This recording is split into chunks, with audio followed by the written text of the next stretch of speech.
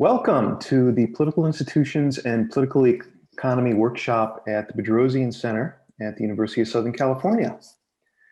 Today we have a great workshop planned, and our guest is Dr. Trevon Logan, who is the Hazel C. Youngberg Trustees Distinguished Professor of Economics and Associate Dean in the College of Arts and Sciences at The Ohio State University. Dr. Logan graduated with a Bachelor of Science in Economics from the University of Wisconsin-Madison. He went on to receive 2 master's degrees, demography and economics, and his doctoral degree in economics from the University of California, Berkeley. Dr. Logan is an internationally recognized scholar in economic demography, economic history, and applied microeconomics. His current research focuses on historical health patterns, racial discrimination, political economy, mortality, morbidity, and racial disparities in health. His award-winning research has been featured in the Wall Street Journal, Washington Post, The Economist, NBC, Bloomberg, CNN, and other major media outlets. The title of his talk today is Competition and Discrimination in Public Accommodations, Evidence from the Green Books. And this is co-authored work with Professor Lisa Cook at Michigan State University and NBER, Maggie E.C. Jones at the University of Victoria, and David Rose at Wilfrid Laurier University. And after Dr. Logan makes his presentation, we'll have a formal discussant, and that will be Neil Malhotra, who is in the Graduate School of Business at Stanford University. And I turn it over now to Dr. Logan. Thanks for being here. Thank you for having me. And I will get right to it. This is a bit of a different structure for a talk for an economist to speak uninterrupted. So I'll get very nervous about 5 minutes in that something's gone very, very wrong or no one can hear me. But with that, this is a joint project with Lisa Cook, Maggie Jones, and David Rose, and I'll get right to it. The motivation of this work, which is about discrimination, racial discrimination in public accommodations, is on several different fronts. So we know that World War II and the end of World War II marked the beginning of a very long period of socioeconomic change for African Americans. And we mean that broadly defined, social and economic change. So there were wage increase, occupational upgrading, legislative changes, and desegregation, and public policy more generally along the lines of race. We don't know very much about this impact on access to public accommodations for African Americans, and nor about sort of access more generally. We don't have very good data and comprehensive data on public accommodations, but it's a key area of discrimination historically and throughout the civil rights movement. So Plessy versus Ferguson gives us separate but equal, which is of course about public accommodations itself. Even preceding Plessy versus Ferguson, we have the Civil Rights Act of 1875 and the civil rights cases, which outlaw the federal government's ability to ban discrimination in public accommodations under the 14th Amendment. And public accommodations is one of the most contentious issues for the passage of the 1964 Civil Rights Act. It is still the case today that if the title in the Civil Rights Act that governs public accommodations were invalidated, 5 states could immediately move to separate but equal public accommodations on the basis of race. So we study the economics of this using a novel data source, which are the Negro Motorist Green Books, which are travel guides that were published from the middle of the 1930s until immediately after the Civil Rights Act of 1964, which included information on hotels, informal accommodations, restaurants, gas stations, other places of public accommodation. And so we want to use that to study the role of consumer discrimination in upholding segregation in public accommodations before the Civil Rights Act bans discrimination in public accommodations. And so we're looking to see if firms expanded service to African-American customers as World War II brought about exogenous changes in their white customer base. And to do that, we're going to exploit the exogenous geographic variation in white consumers caused by World War II mortality. And then we're going to subsequently formalize this in a model of consumer-driven segregation in public accommodations that is consistent with the narrative record about public accommodations during the civil rights era, and also with theory and equilibrium outcomes of models of consumer discrimination. And so we described then and provide a discussion of the empirical evaluations, what we call this market conditions hypothesis. So how are we going to sort of proceed with this, right? So we take two different approaches to this empirically. After now, of course, we'll cover much more about the history of the Green Books and public accommodations. But to describe the basics of the results, we have a difference in different specification, where we're looking at the impact of white casualties in World War II on the growth of Green Book establishments. And we find that white casualties are plausibly causally related to more Green Book establishments after the end of the war. Then we have to think about how this works and what the mechanism would be, what the channel would be. And we are thinking about the narrative we built from the narrative where firms talk about the fact that they maintain racial discrimination in public accommodations to appease the discriminatory preferences of their white consumers. And this would tell us theoretically that the ratio of minority to majority consumers would play a role in the provision of non-discriminatory public accommodations. So then we use that model and formalize it and empirically test it by using those white World War II casualties as an instrument for changes in the Black-white population ratio. And what we find there is that a 1% increase in the Black-white population ratio instrumented by these white casualties in the Second World War leads to a 2% increase in the ratio of non-discriminatory to discriminatory firms. And then we think about these alternative explanations for this finding, and we find that explanations such as direct political activism by African Americans, increased economic well-being, occupational upgrading, for example, or even attitude changes among whites are unlikely to explain this finding. So how do we contribute in the literature more broadly in thinking about this? So we contribute to the literature in a number of different ways. The first is we're thinking about consumer discrimination in a way that typically is not thought of in the literature. So we're thinking about this now in terms of indifferent profit maximizing firms that exist in a discriminatory equilibrium. So in typical sort of Beckerian models of discrimination, discrimination is bid away in the market process. But consumer discrimination is one outcome that is actually sustained in equilibrium. Then we look at the socioeconomic progress in World War II, right? And so we're thinking about Black-white differentials, for example, increased socioeconomic opportunities for African Americans. And lastly, we contribute to this history of the civil rights movement more generally. And in the end, our results really tell us that you had to have federal intervention to ban discrimination in public accommodations. Although we achieve statistically significant results, the bottom line is that you would need several world wars, frankly, to have even a reasonable range of non-discriminatory public accommodations for African Americans nationally.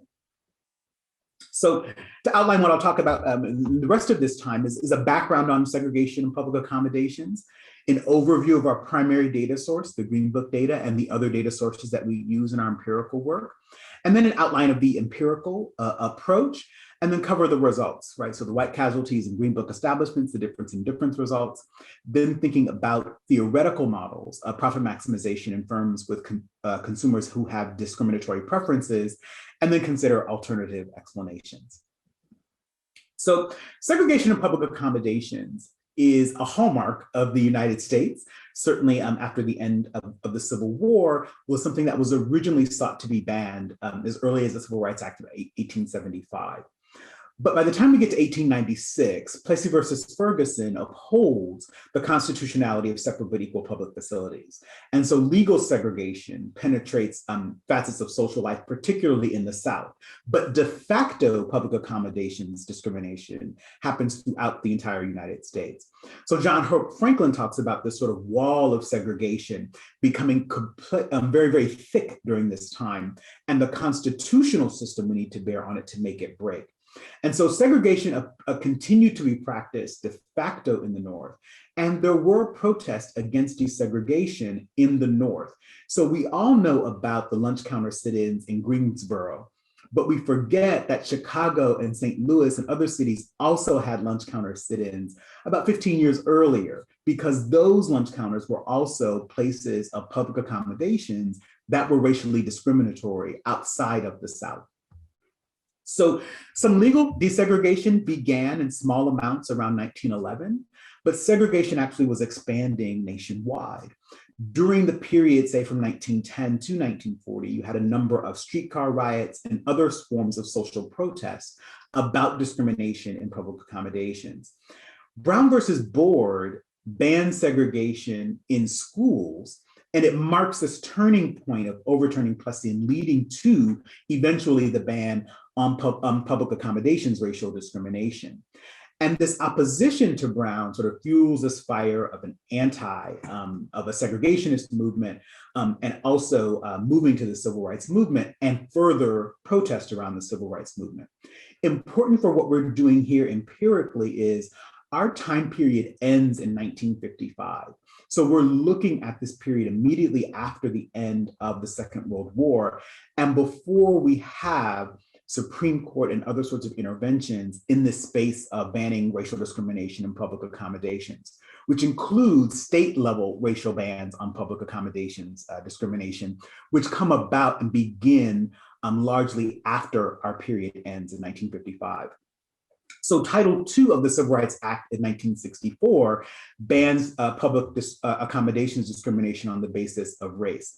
Most interestingly, it does not use or invoke the Equal Protections Clause of the 14th Amendment. It cannot, because the Supreme Court had ruled in the civil rights cases that the 14th Amendment could not be used to ban discrimination in public accommodations.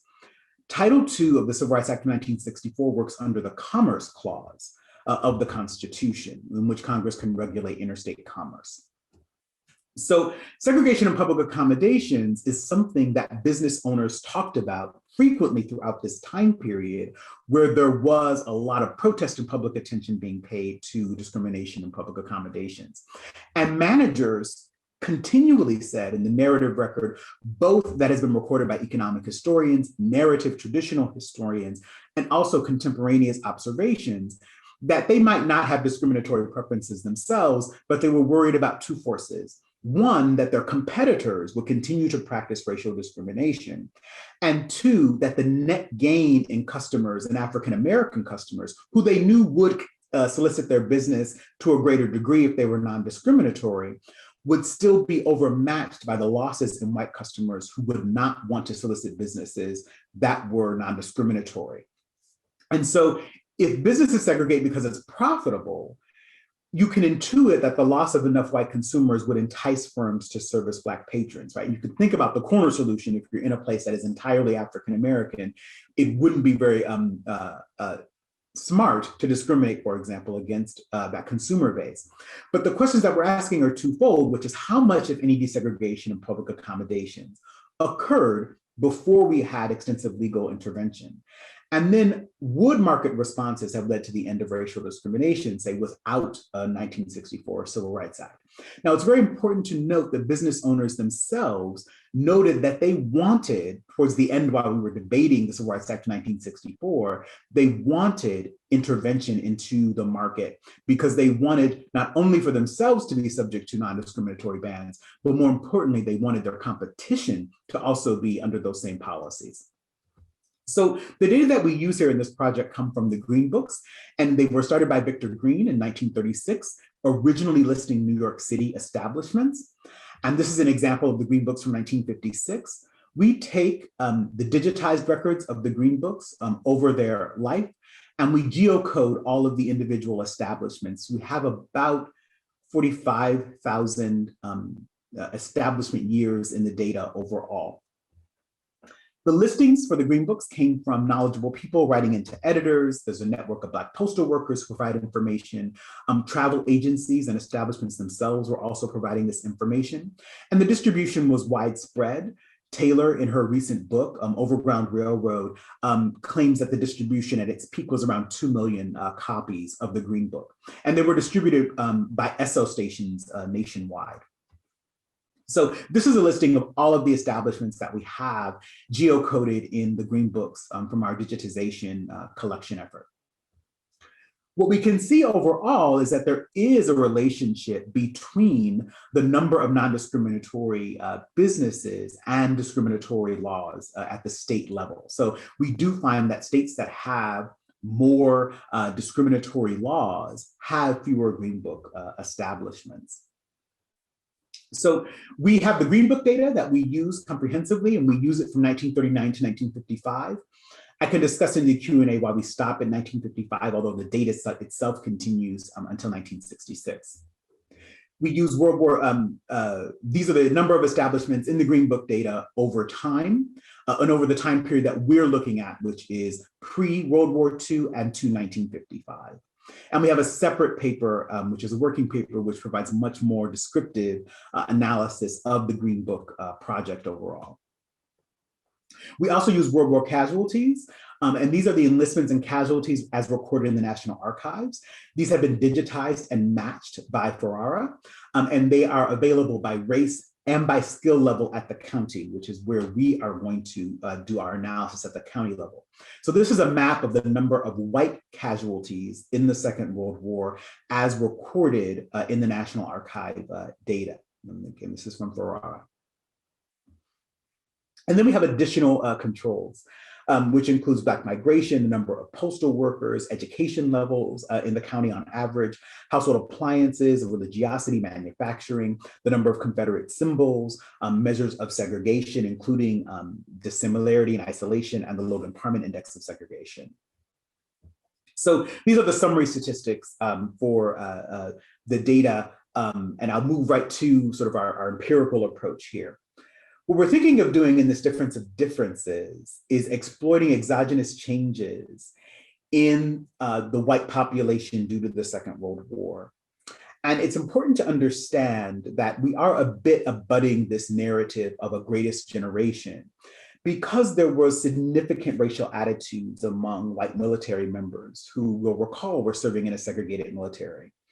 And they might have had proportionally higher enlistment and assignment to combat roles. So Senator Eastland from Mississippi famously noted that the World War II veterans themselves were in fact enlisting to uphold white supremacy, that the goal of white veterans was to uphold white supremacy by defeating the Axis powers in the Second World War.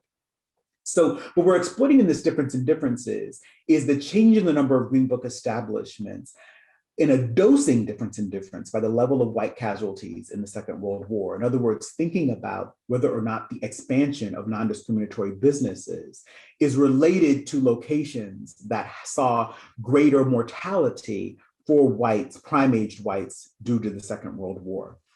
So it's a very straightforward specification where we're looking at the number of Green Book establishments in County C and Year T as a function of casualties in the Second World War after the war. And so we do this with county fixed effects, and then we also do this with a matrix of county level controls, which come from the third source of data that I was speaking about earlier.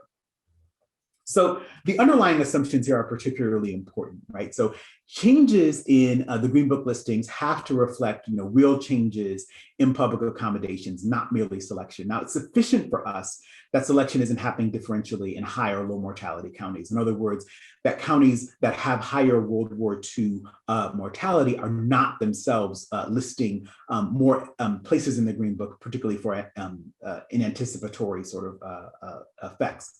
But we have balance in our covariates. The one area where we have any level of imbalance is going to come out in the white high school measure. But if you recall from the work of Claudia Golden, this is itself going to reflect differential levels of high school investment in the South in particular. So that's dealt with largely by a regional control, but we have overall a strong level of balance in the data. We also see that there are no anticipation effects as an assumption for this difference in difference model, is that the Green Books shouldn't have been increasing in expectation of white World War II mortality. Certainly it's going to be the case that the war, we would argue, is a shock to preferences at the time. And then parallel trends. So obviously in the absence of World War II, we would expect counties that had high and low casualties to be on the same growth path in terms of the number of Green Book establishments. And we test that empirically with an event study analysis, We're omitting 1941, which is the year that the US entered World War II. And we're looking to see if there's a differential pre-trend in the number of Green Book establishments given over this time period, and we don't find that. We can extend this back, and this is an older figure that's consistent with what's in the paper, but we can extend this back to include the 1938 Green Book data, and we still have the parallel trends. And so what we're not seeing here is a differential effect before the World War by the sort of level of casualties. So with that, we can go to the main set of results of looking at the interaction term of after World War II with the dosing effect of white casualties during the Second World War. And our baseline specification tells us that for every 100 white casualties after the war, you saw a range from about 1.1 to 1.7 additional Green Book establishments in a county. So it is a statistically significant effect, but it is overall relatively small. You're talking about one additional establishment in a county that is non-discriminatory, but it is positively related to areas that had higher mortality. Even when we're using a number of different controls, using county linear trends, using county fixed effects, the specification is quite robust in terms of its results. It also is robust in terms of region, right? So it's very important to think about this when I was speaking earlier about de facto and de jure, that we're not simply picking up an effect in the South, for example, which people would presume, given the narrative, would have more discriminatory businesses and lower provision of public accommodations for African Americans. The effect is actually indistinguishable across the regions, and it is the same impact of casualties on the provision of non-discriminatory businesses as a function of white deaths in the Second World War. So we don't see a different impact by region in the United States. This is a nationwide trend. We can also think about breaking this down by industry. So in this, all of the columns by industry here sum up to the total effect, right? We break it down by the number of businesses. Most important for us is that informal lodging is a natural placebo test for our proposition. Informal lodging are places and instances in which people are opening up their homes for African-American travelers throughout whatever particular area they're in. And this is typically in response to the lack of other types of accommodations that could that would have or allow African-Americans to solicit their businesses. And so if you're thinking about the provision of this particular type of business, it's not responding in any way to sort of competitive pressures or market pressures that would be driven by white casualties. So you're not going to see necessarily more African-American homeowners opening up their places to establish informal lodging as a function of white casualties in the Second World War. And the data bears this out, that the one area that will be least susceptible to sort of market conditions is an area that does not respond to them. And then we can look at some additional specifications that some people might be worried about, particularly if you're still worried about selection. If you had a Green Book in 1939, so in other words, collapsing and restricting it to the areas that had a Green Book presence at the start of this period, we still see the effect of greater Green Book establishment growth in those counties that already had, at the very beginning of this period, Green Book presence. So it is not a case in which what we're really accounting for is selection into the Green Books. Even the places that had Green Book establishments see a similar level of growth in increasing number of establishments as a function of white mortality. And lastly, to think about this specification in column 4, this is an elasticity estimate, which is telling us that for a 10% increase in white mortality, white casualties in the war, you would see a 0.6% increase in the number of Green Book establishments. So how do we want to think about that? Now, that's just telling you something about the relationship between white casualties in World War II and subsequent growth in non-discriminatory businesses in a particular county. But how do we want to think about this in terms of markets? And more particularly for me personally, how do we want to think about this historically? So we want to capture this equilibrium relationship between a firm's decision to discriminate and consumer preferences for discrimination. So when we model this, we're thinking about capturing elements from Becker's model of consumer discrimination with a model of firm location choice by Sala. And so what we're thinking about here is that the firm chooses whether to enter the segregated or the non-segregated submarket, right? And this is what we're taking this model of locational choice. And then the firm sets prices and the consumers make their purchases.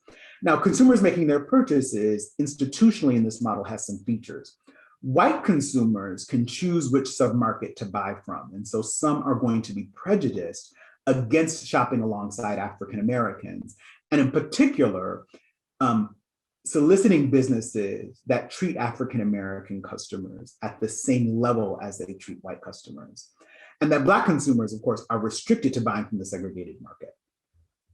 So the main conjecture from this model and bottom line is that the firm enters the segregated market if the profits in the segregated market are greater than those in the non-segregated market.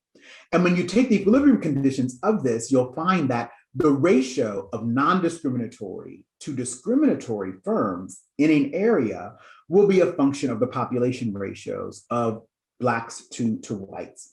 And we can obscure away from this ADA. Now, ADA is sort of this share of non-discriminatory preferences in the white population.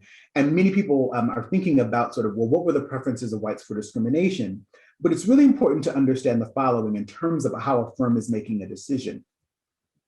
It is not so much now the model we're taking out and making it very important that we're thinking about discriminatory preferences of consumers. But what the firm is really thinking about, if you go back to the narrative, is the problem is there are not whites who protest the discriminatory environment. In other words, appeasing the discriminatory preferences of some whites does not cost these firms white customers at the time. If we're thinking about the provision of discriminatory businesses in the United States at this time, there is very little narrative evidence of white consumers walking away from firms who continue to practice discriminatory business practices at this time. So when you're thinking about who you're appeasing in the market, there isn't a loss to these firms from appeasing the segregation preferences of some white consumers to the point where that they would take the distribution of those preferences into account in their business decisions. So this sets up to thinking about the firm ratio as a function of the Black-white consumer ratio. And so we're going to be able to ignore these changes in ADA that may affect the number of non-discriminatory consumers.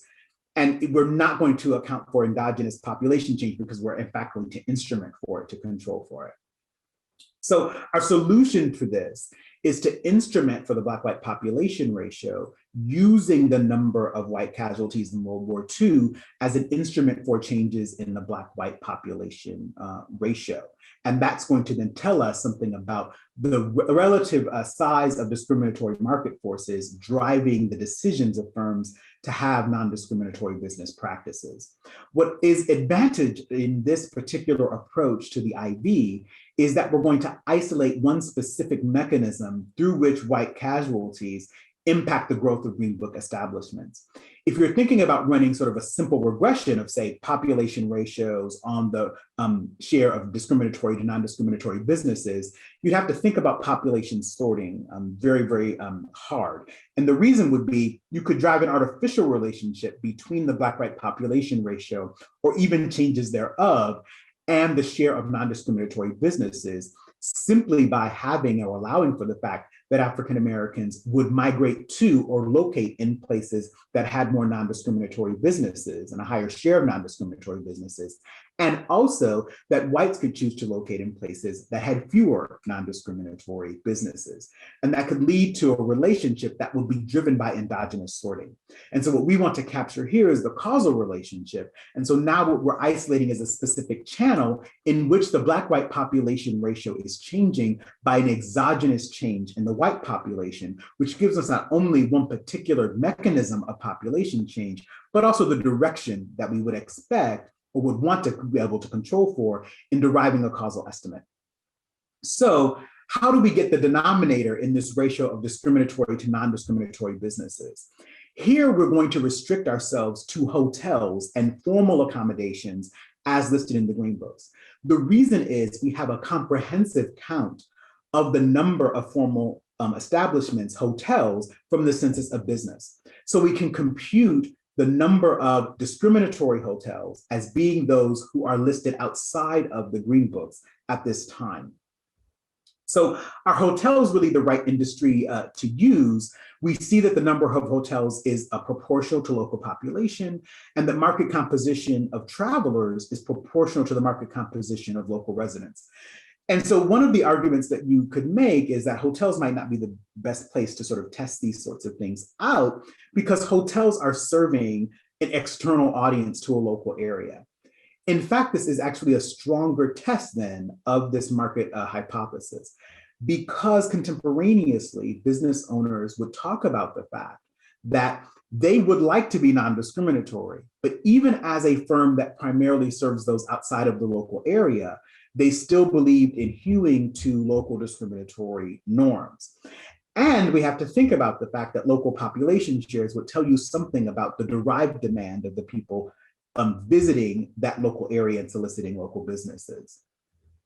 So what we find here when we look at the sort of OLS relationship between the firm ratio and the population ratio, we do see that if we're thinking about own county and and then also thinking about one's market outside of their own county and neighboring counties as well, that it is the case that the relationship between the firm ratio and the Black-white population ratio as a function of Black population is positive, and as a function of white deaths in World War II is positive, so that the ratio of non-discriminatory to discriminatory firms is increasing in the Black population and is increasing in the number of white casualties in the Second World War. But then when we do the first stage for the instrumental variables analysis, we're looking at two things, right? That the Black-white population is going to be a function in the first stage of these white casualties. And we do find that the changes in the Black-white population ratio are positively related to the number of white casualties, so that the Black-white population ratio change in it is increasing in the number of white casualties that you had in the Second World War. And this works in the own county, and it works in the second, and it works in the county that includes your neighboring counties. So then when we move to this market composition, and this is the main test of this is the second stage relationship in the number of Green Book establishments to the number of discriminatory establishments. We do see that it is the case in the IV that we have a much stronger and positive relationship between the Black-white population ratio and the number of non-discriminatory businesses. Most importantly, when we're looking at the changes in this, we see that the IV tells us that a 1% change in the Black-white population ratio brings about a 2% change in the number of non-discriminatory businesses to discriminatory businesses in a local area. So we do find that this is consistent with the narrative of a market-driven hypothesis that when there were fewer whites in the consumer market, there was a greater provision or change in the number of businesses moving to non-discriminatory services in their public accommodations. So the question is, this result could be certainly not the only story going on, right? So there are these alternative explanations that we have to think about. So one of them would be changes, for example, in the attitudes of whites, right? So you could think about the Second World War leading to greater interaction with African Americans during the war, or we could think about them negatively in that whites may have seen an increase in sort of Black social status in the military and in post-war life more generally, very negatively, and a threat to the social order. What we do know is that the work of Stephen White has shown us that white World War II service members did not have different preferences in terms of racial discrimination and segregation relative to the rest of the white population. And so we don't think that changes in white attitudes are driving this relationship. And certainly the literature from American political development doesn't give us strong reason to believe that. The next would be Black political involvement itself, right? So that returning Black veterans spurred the civil rights movement. The Double B campaign becomes national in nature. Many of the people who were involved in the civil rights movement and become leaders were themselves World War II veterans. We're going to be able to control for this directly, and I'll show you that in a moment. And then third, we think about changes in economic conditions, right? So our work is concentrated on population ratios and sort of consumer markets. But another change could be happening, which is that there could be an increase in economic well-being and marked growth in African-American incomes over time. And so if that's the case, then we could see firms responding to the fact that their African-American consumers are now relatively better positioned economically, and that the losses that they would receive in terms of the net losses could be minimized if their Black consumers, for example, had a higher marginal propensity to consume or higher levels of disposable income than they had historically. So we can test these out directly. What we find is that when we control for, and one of the limited numbers of controls that we have, is we use the number of NAACP branches and chapters.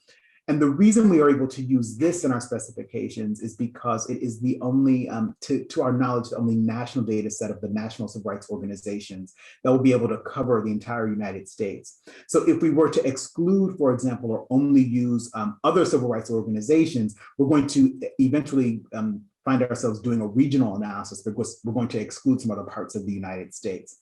Since the NAACP was national in origin, we have chapters and branches in all in every region of the United States, and that's going to be important empirically for trying to control for direct political activism.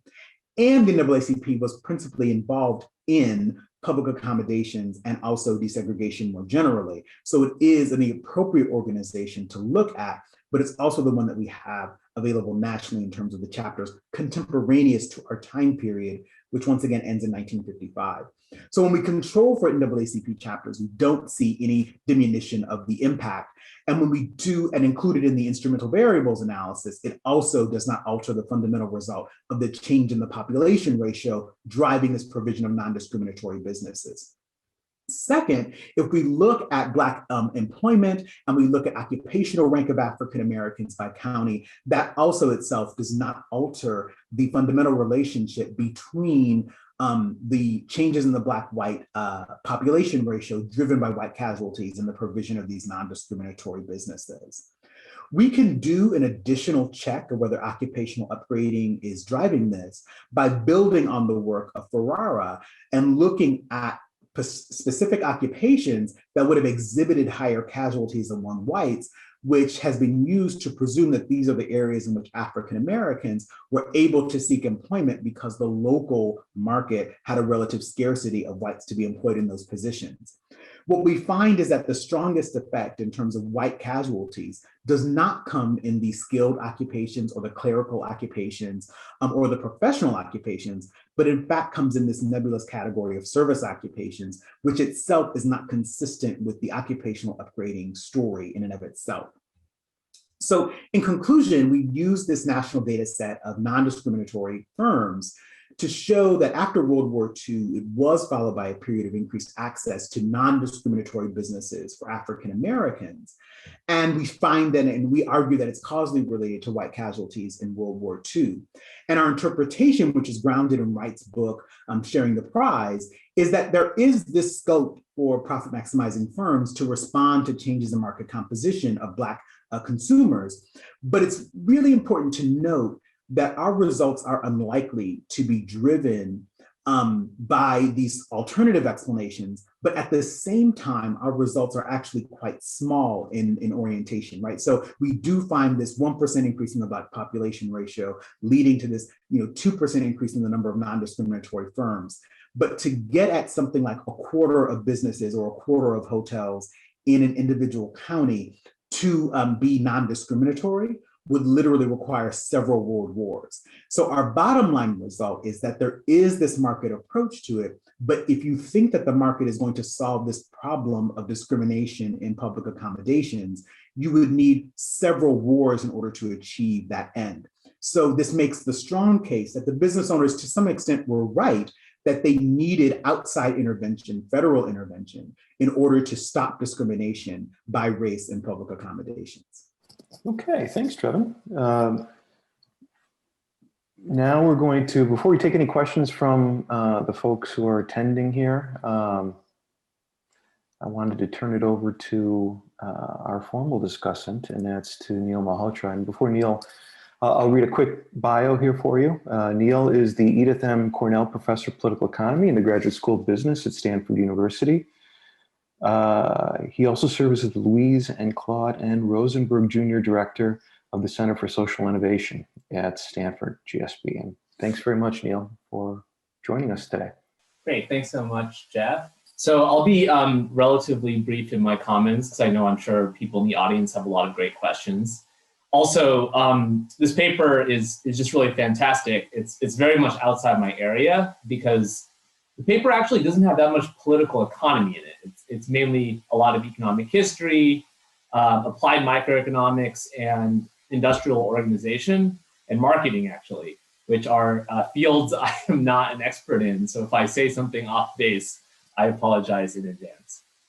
So one reason I really like this paper is that it talks about this kind of, I think, pretty understudied topic, which is the idea of second order beliefs and applies kind of market mechanisms to it. And I think this issue of second order beliefs has been pretty big in the political economy and behavior literature recently. So for example, a lot of people have been trying to use this to explain why, for example, female and minority candidates don't do well in Democratic primaries.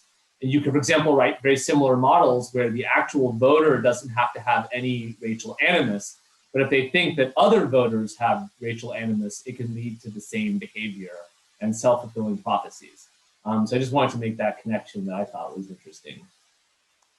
So I think one reason why economic history is pretty cool is that we can kind of use it to inform debates we might be having today. So one thing I was kind of curious about is what these results might tell us about contemporary debates that we're having right now over public accommodation. So for example, there's issues regarding religious freedom versus LGBTQ rights, recent cases of racial discrimination on Airbnb.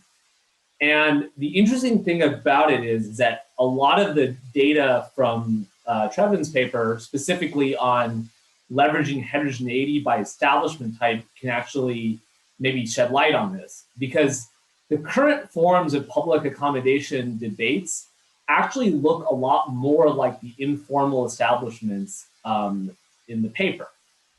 So for example, when you look at the religious freedom debates, there really isn't much about like a restaurant or a hotel not serving gay, lesbian, transgender people, but for example, individual contractors like florists or photographers, where you actually don't have some of these second order beliefs in markets that are in the model taking place.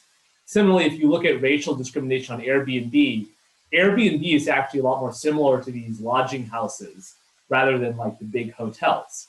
So it seems like maybe those estimates would be more germane to contemporary debates we're currently having on public accommodations, maybe not.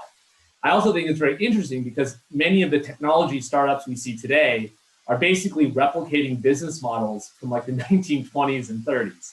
So it used to be in the 20s and 30s, you would send like a grocery list to the grocer and he would fill your bag like Instacart. It's not like, when A&P invented the supermarket, that was like a huge thing, innovation, and now we think that's kind of old. Similarly, when Marriott and Hilton invented hotels, they kind of were disrupting these older models which were like Airbnb in the 20s and 30s, yet we're returning to more of this type of public accommodation. So actually, that's where the historical data might be more relevant.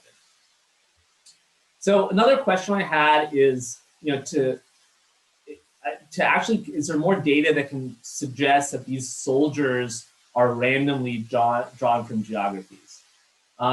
So in the current US, you would say probably not. So the armed forces in the modern age really come from more conservative areas of the country and probably areas with more racial animus. And just wondering if there's maybe opportunities to leverage things like the draft for World War II or something like that. If there's ways to get sort of more exogenous kind of draws from the population and who served in World War II and who died.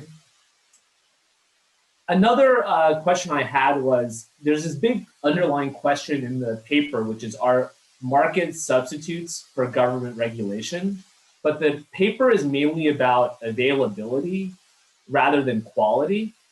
And I don't know if this is in the Green Book data, but my understanding at the time was, and I'm not an expert in that nation's history at that point in time, was that the Green Book establishments were probably lower quality on average than non-Green Book establishments.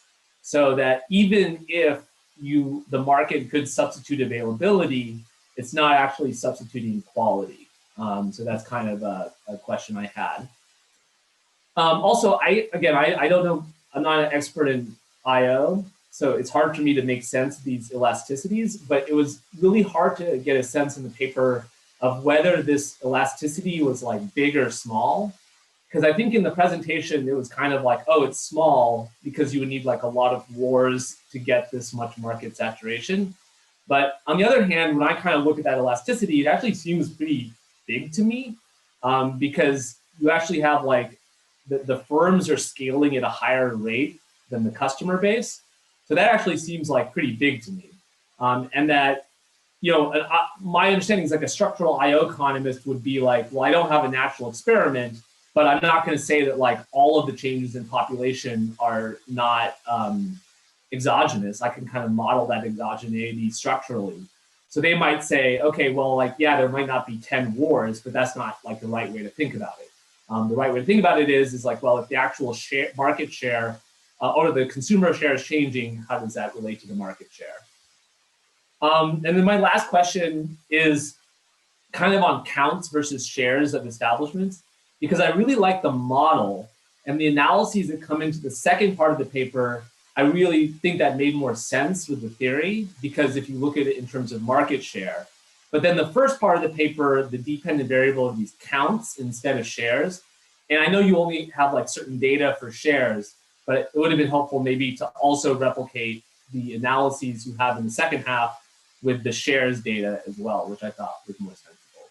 But anyway, I hope that's helpful and simulates some discussion. But again, thanks for the opportunity to read such an amazing paper. And I actually think the topics that are covered, whether we need government regulation or can just trust markets, are very relevant to modern debates on public accommodation. Okay, thanks, Neil.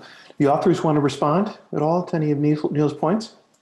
Yeah, I'll respond to some of this. So thank you, first of all, for that commentary. That's terrific. And so we have thought about the contemporary debates about public accommodations, particularly with LGBTQ populations and what this would mean for those adults. We haven't put them in the paper because that's sort of we hesitate as economic historians of always thinking everything that we're doing is relevant to one debate that's happening right now, but this actually we think is. And particularly to the extent that some people would say the market process will work or you need to have innovation. In terms of the draft, we do look at enlistment as well. One of the things that we can't decompose because of the way that the draft worked out over time are volunteers versus those who are drafted, because very shortly after the war begins and the draft takes off, they're all listed in the same way. So we can't get those who are volunteering consistently throughout the duration of the war. But that would be a good, if we could do it, we would do it. But now we can't separate those who are sort of, you would have wanted to enlist, but they're going to draft you anyway because of the number of people that they're drafting. And so we can't get a leverage there. In terms of sort of the quality of these businesses, one point that we want to make sure that we stress in this is that discrimination, particularly in public accommodations, is many times at the intensive margin. And so it's not the case that, you can ride the bus in Montgomery, Alabama, right? You just have to sit in the back. And you can solicit a restaurant, you just have to order food for takeout, for example. That is one of the issues. So even though these businesses themselves may have been lower quality, the range of services that they offered, and so this is another way of really getting at this, is that the range of services that they're offering is quite different. I'm going to defer the structural IO question to our structural IO co-author, David, who is pushing along this differently. We are, in terms of counts versus shares, we're able to replicate the shares for hotels in the paper, but that really is the only business that we have really credible complete count for in the census of business. especially at this time, as there are lots of places that are essentially informal restaurants, for example, that are operating. And so we want to make sure that our results aren't driven by sort of either bias in the data collection, particularly for the denominator, that could also be correlated with sort of region or even county level collection efforts, right? So places that don't have extensive levels of regulation may have more of these sort of informal establishments, but that would also mean that less of them are going to be listed in the books themselves. But thank you for this feedback on this. And I wonder, Lisa, did you have any? Thank you for the question. Thank you for your commentary. No, I think I've just been taking notes as you've been presenting the discussion. I think so there are a couple, actually, sorry, my puppy is crying in the background here. So one thing I'll just say is we do try and control for some of the factors that might be correlated with enlistment. So for instance, in our set of controls, we have like the share of farmland, which has been shown to be related to enlistment. We also could add the draft as a control, which we don't already do, but sorry, he's really crying here. I'll leave it at that. And I think Trevon answered all of the points that you brought up. So thank you. Okay, I had a few questions. I was going to first unmute my colleague at the Price School, Nick Duquette. He had a question he wanted to ask. Yeah, thank you for presenting this interesting paper. I was wondering if are you able to describe what's going on the supply side to characterize the pathway of the changes that these population changes are inducing? Is this happening because previously segregated businesses are becoming non-discriminatory, or is this businesses that are being destroyed and being replaced by non-discriminatory firms? So is this new entrants, or is this happening because of changes of practices? Yeah, thank you for mentioning that. So we have a pilot project that is looking at that. So we're able to go and hopefully soon, when the National Archives open again, we'll be able to do this comprehensively. But we've done this for 2 samples of businesses to see if the rate of businesses entering the Green Books are businesses that are currently and that were in existence in the year before in the local business directories, local telephone books. And so we're able to find that over time, that rate actually stays relatively constant, which we use to infer that these are businesses changing their practices and more importantly, publicly acknowledging what their practices are at a constant rate over time. And that's what we're most concerned about, is that shouldn't be, or hopefully we're hoping it's not correlated with, say, World War II casualties or other sort of factors like that. But we've done a sample of several hundred of these businesses from the Green Books, looking over successive years and 2 sets of successive years. And we find similar rates of existing businesses listing themselves in the Green Books. Thank you. Can you say anything more about the Green Book data? I had written in one question that I was wondering about. And that, I had asked if businesses ever pop in and out, if you have the same business come in, leave, come back in, was there a quality check anywhere within the Green, was anyone actually monitoring these businesses to make sure that they were living up to what was being claimed? Yeah, so 2 things. We talked a bit about this in our descriptive paper. There are some businesses who, for whatever reason, one year they're not listed versus another year they are listed. And so our results are robust to including those businesses as being permanently listed. There's also the fact that if the back of a Green Book would say, if one of these businesses is not doing business as purported as a Green Book business ought to, please report that to us, then we'll remove it. But we don't have, either from Taylor's history, and there's another history of the Green Books, we don't find that there's significant numbers of businesses that were listed that were discriminatory. So it wouldn't also make a lot of intuitive sense unless it was your competitor listing you as a business or something like this. Yeah. You yourself are discriminatory and you're going to write in and want to list your business in a place that's advertising to African Americans. So that would defeat the purpose of of the directory overall, but we don't find significant numbers of businesses that were incorrectly listed. I was just wondering if white businesses were filing false complaints about. Yeah, I mean, that would be one of the things we will be worried about, but I just don't think in the market for, discriminatory businesses, I don't think that was one of their strategies, would be to do that to other businesses. Another question I had, and I did a quick Google while you were presenting, is that there were, of course, Black casualties during World War II. Not that many. I just, the Google reported about 700 from World War II. Is that something that you had to deal with at all? So you can think about using Black casualties, but as you said, the numbers are small. So what you end up with is this high level of variability where most of them are zeros.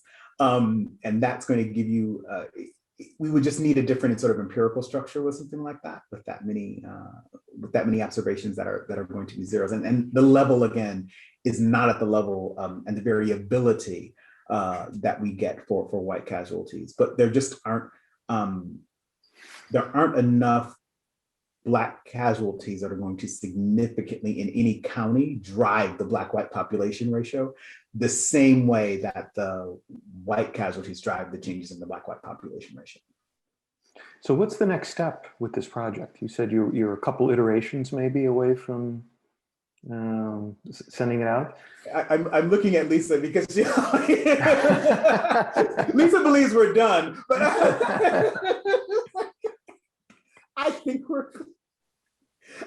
we're closing in on the end of this. I think one of the things that we're looking for, I mean, we would hope to find is similar to Neil's commentary, something that moves in the paper quickly us from the counts to the ratios, right? That would move us in a more generative direction between those. And it just works that hotels are the one. And I want to say much more about hotels, but I think the paper is probably already long enough about why hotels are a good thing to use in their discriminatory practices. We forget that since this isn't in the paper, I can just say it now. Discriminatory practices in hotels were actually quite widespread, and appeasing these discriminatory preferences and local discriminatory preferences was not something that deterred white consumers nationally from soliciting these businesses, right? So Las Vegas doesn't desegregate until well after the time period that we're looking at.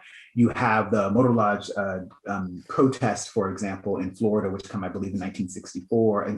And that's a tourist destination in Florida, and they are completely discriminatory towards African Americans. And so it's not about as much hotels necessarily always just reflecting local preferences for discrimination, but the fact that appeasing those preferences doesn't cost them customers. And I think that's another piece of this that may be different from the way that we're thinking about non-discrimination or discrimination in public accommodations today, is that business owners and firm owners are consciously thinking about the customers that they could lose if they were to have these discriminatory policies, for example, towards gays and lesbians and other sorts of groups. And that wasn't what they were talking about historically in terms of racial discrimination in public accommodations. In the Green Book, do you find, I mean, do you actually have national chains popping up there? So you might have a hotel, a Marriott in North Carolina that appears, but not in Virginia or not in South Carolina.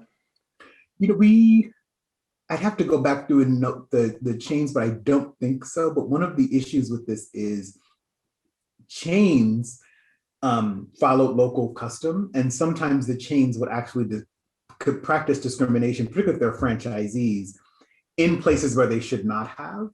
But in our time period, the first states banning racial discrimination in public accommodations, those come in like maybe 1952, 1953. And this is just off the top of my head. So it's coming later in this period than many people would anticipate. And so you could practice racial discrimination throughout the nation in your chain. And even as states banned these practices, they were not banned in other states, and those continue to practice that discrimination. National chains, when they were being involved in the discussion for the Civil Rights Act in 1964, commonly noted that they are, guests in their local community. And what that meant for them was, we are not going to upset the cart. And even though our national policy may be one of non-discrimination, we will certainly follow the local custom and be discriminatory here. So there was variation in policy even among national chains in that regard. I was thinking as you were talking about the time span of your analysis, it's just something outside of your time span was, of course, Major League Baseball, right? And you have anecdotal cases, right, of, teams, major league teams in the Grapefruit League, right, in Florida and some of the other southern states, banding together as a team and forcing hotels and restaurants to desegregate. But again, that's just anecdotal off the top of my head. And so this happens much later. And so in Yeah. particular for hotels, if you're traveling, say, and this comes up in sort of the history of jazz, history of big bands, if you were a band that was integrated and you had or had a Black singer, you still solicited these discriminatory hotels. And so you simply had the Black bandmates, sleep on the bus, for example, and take up food and eat on the bus and things like that. And this was also nationwide, right? So, Billie Holiday leaves Artie Shaw's band when at the Lincoln Hotel in New York City, she's told to take the service elevator because they don't want her taking the main elevator with guests. So it's very important to understand this is a national story, but sort of the narrative about this, particularly in the South, is that it does two things. It tells us, number one, discrimination is quite widespread in these public accommodations, particularly in terms of hotels. But also, we don't see a lot of social activism among whites to say, don't discriminate or you'll lose my business too. And so that's one of the things that we can, I want to sort of elicit and describe more in the model in terms of what's really operating here for a business owner is how many customers am I going to lose if I start practicing sort of non-discrimination. And it isn't that every white consumer, we're not assuming that every white consumer has discriminatory preferences, just that they're not deriving disutility by appeasing the discriminatory preferences of their fellow white consumers. Let me ask you something that you talk about on social media a little bit, and you have talked about on social media. And that is, in political science, I think you'd find a lot of political scientists being very interested in this paper. And I think you've said in the past in economics, it's hard to get this kind of paper published. Is that fair? Yes. I don't want to understate this case. I would refer. I'm hoping I'm okay. My desk is raised. I'm going to knock on wood here about this paper, but certainly the case.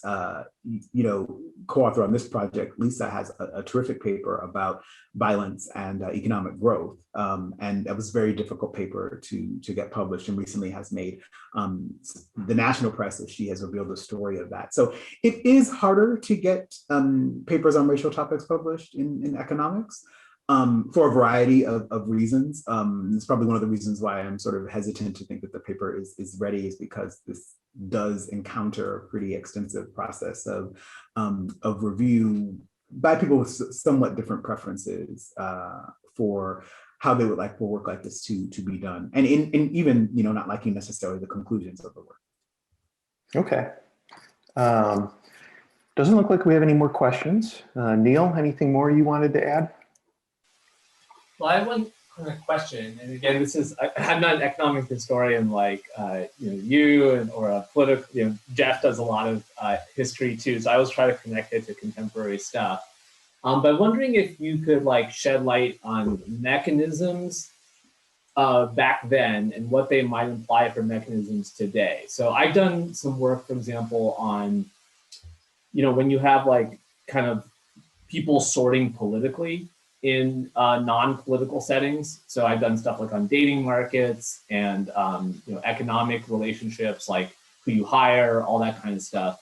And you see I don't know, that woman who was fired from the Mandalorian show is now joining Ben Shapiro, is basically starting his own Hollywood movie network that's going to be for conservatives. So back then you would say, a lot of this the mechanism could be tied to contact, right? That the reason why there's discrimination is that people don't want to have contact. So similar things of redlining and neighborhood discrimination, the Billie Holiday story.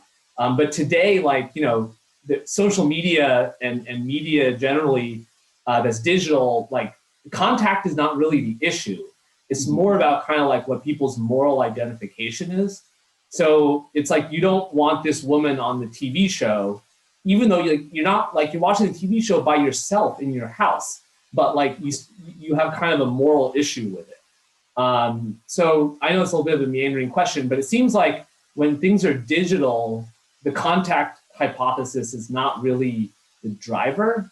So given that the mechanisms and media are changing, just how you would connect these results to similar issues we're facing today.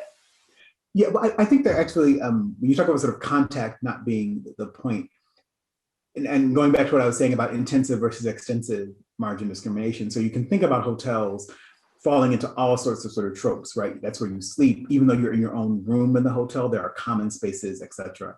But this type of discrimination, particularly in public accommodations, is not, it's not contact, right? Because there is inherently a whole lot of contact between whites and blacks in particular throughout the United States. It really is about, if we're thinking about sort of, you know, taking contact one step further, it really is about equality. You know, you have no problem with African Americans being on the bus with you, but you certainly don't like them having anything that would approach equal social standing with you, right? So being able to sit at the lunch counter as you sit is something that says something about fundamentally their humanity, and that is upsetting, right, at this point in time. And so I think that there is just this fundamental equality idea that is really, really, really interesting. But also to your earlier point about this, you know, if you'd have told someone in 1962, we're going to ban racial discrimination in public accommodations, they would have said America would just burn, right? I mean that everything would absolutely fall apart. And what's so interesting about it is that because the ban was, of course, a blanket ban, there are two things. You see relatively, this is not exclusively, there were some, but you see relatively little direct legal intervention of requiring establishments to adhere to the Civil Rights Act of 1964 in terms of Title II. So you don't see a whole lot of this, you know, you don't see the hotels and the restaurants just continuing to hold out and practice racial discrimination. And second, America does not, downtowns don't burn, businesses don't set on fire. There isn't this large, you know, social upheaval that everyone would have predicted.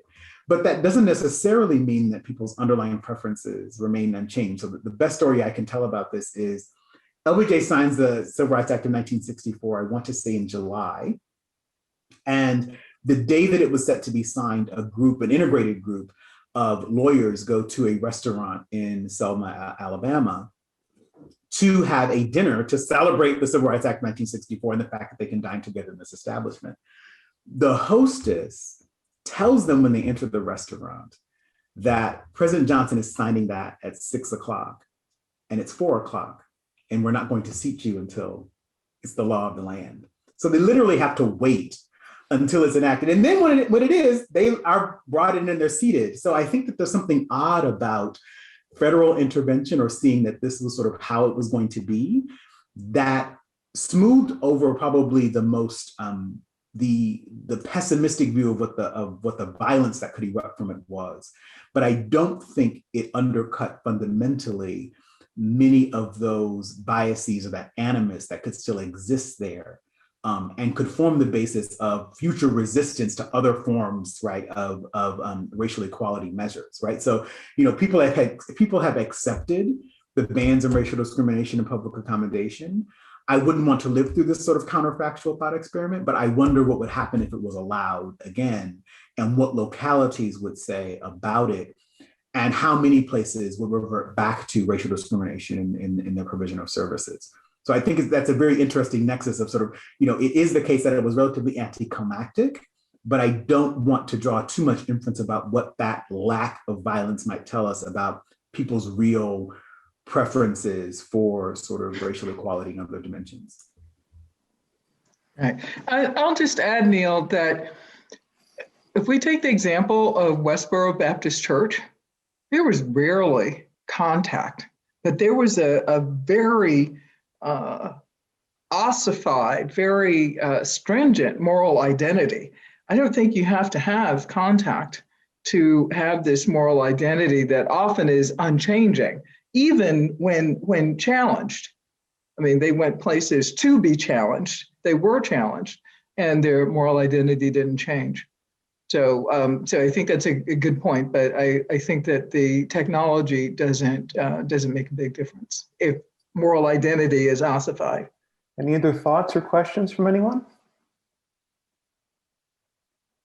Okay, well, thanks very much, Yvonne and Lisa, for being here and presenting, and Neil for being the discussant, and as always, Ann Johnson and Aubrey Hicks, who make all of this happen. I'm Jeff Jenkins at the Bedrosian Center, signing off on this workshop.